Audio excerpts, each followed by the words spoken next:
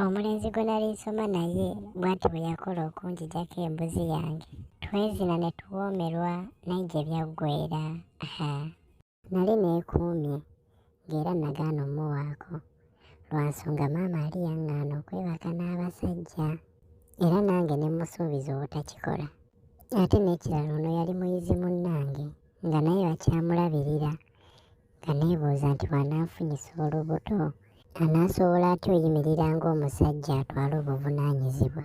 Yali muto munnange wadde yali ansingako kiraasi emu.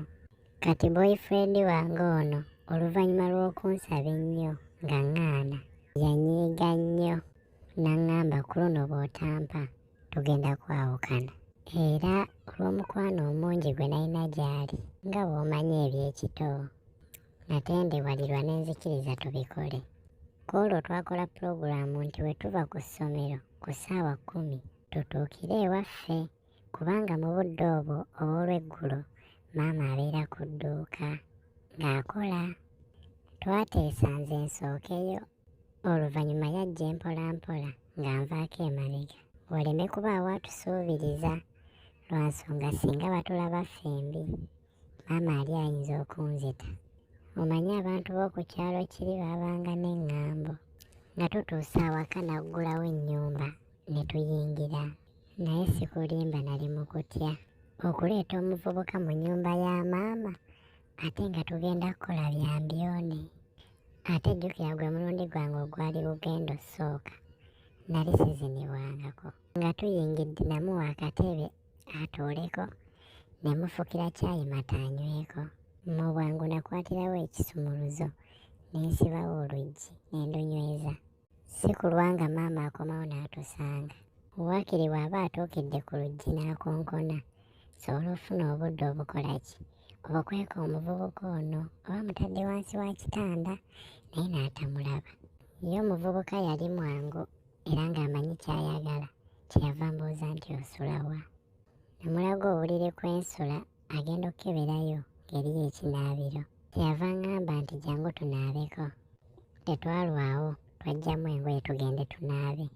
Nga mmaze okuggyamu ezange zonna naddira ekibatu kyange kimu ne nkissa ku nkudi. Omukono omulala naguteeka ku kifuba okubikka amabeere. Mu butuufu nga mpulira ensonyi. Olwakyuka bwe nti okutunula ku boyfriend wange, nnyabo gwe okimanyi nti abasajja bo tebabeera na nsonyi. Naye yali aggyeemu ezize ng'ali bute naye nga tafaayo ng'alina oguntu oguleebeeta wansi nga n'akagulaba natya. Muli mu mutima ne ŋŋamba nfudde guno gwonna gwakunnyingiramu. Twayingira ekinaabiro kyange fembi ne tutandika okunaaba fembi.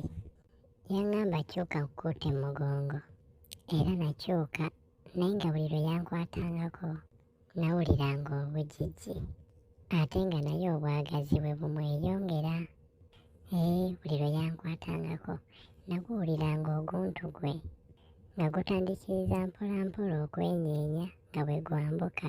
Buli lwankwatako okunkuuta gwenyeenya. Nali nguwulira kuba yali ansemberedde nnyo ng'era bwe gwenyeenya gunkoona kabina. Nga tumaze okunaaba twafuluma ekinaabiro naye nga ndi mu kutya nga nzenna ntidde anti ogusuwa gwali gwereeze dda. Naggyayo ettawero yange ne twesiimuula mangu ne twesogga ekiriri. Nga twebisse essuuka yatandika okumpaanawaana. Yaŋŋamba bulijjo ebbeere lyange limusaaliza era nga yeesunga oddikwatako. Mbulaba ebbeere tto, omutima gw'embogo. Nsaba onzikirize ndinywegere. Olwo ayogera bw'ali weeweeta. Ko nze ate ani agaanye, leero ndi wuwo. Nakkiriza okole kyonna ky'oyagala. Nali namwewadde nga by'akola byonna simwinaako buzibu lwa nsonga nali mwagala. Bw'atyo yaneebasa kyabugazi nanzira kungulu. Yatandika okundya emimwa nannuuna emimwa naye nga byonna by'akola bipya gye ndi nga sirina buwoomi bwonna bwe naawulidde. Kyeyava ansitukamu okudda eri ekifuba kyange gwali okunkomba ku nnywanto bw'ati. Oba olulimi lwe lwalimu amasannyalaze? Nagwamu musisi ne njiirawo olutiko, nzenna ne mpungamu awo nga simanyi kikintuuseeko.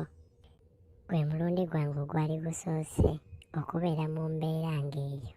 Omuvubuka yagenda mu maaso n'okuyonka ennywanto zange, nga nze eno mpulira ebintu ebintambulira mu mubiri bye sitegeera naye nga binyuma.